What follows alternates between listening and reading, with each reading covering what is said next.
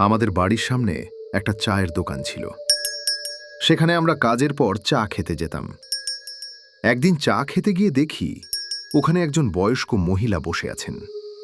আমাদের দেখেই নিজের বাজারের ব্যাগ থেকে দুটো ধূপের প্যাকেট বের করে আমাদের দিকে এগিয়ে দিয়ে বলে, সারাদিন কিচ্ছু খাইনি বাবা, এই দুটো ধূপ নাও না, মাত্র ২৬ টাকা, তাহলে একটু খেতে পারি।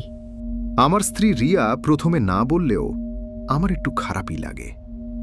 আমি দুটো প্যাকেট ধূপ নিই, টাকা দিই। দেওয়ার পর তিনি হাসি মুখে আমার স্ত্রী রিয়ার মাথায় গায়ে হাত দিয়ে আশীর্বাদ করে একটু অদ্ভুতভাবেই বলেন, খুব ভালো থেকো তোমরা, এই ধূপের গন্ধ তোমাদের জীবন আরও ভালো করে তুলবে, এই আশীর্বাদ করি। এই ধূপের গন্ধই কি ওদের সম্পর্ক শেষ করবে? জানতে হলে শুনতে হবে গন্ধটা এখনো আছে। লিংক দেওয়া আছে বায়োতে।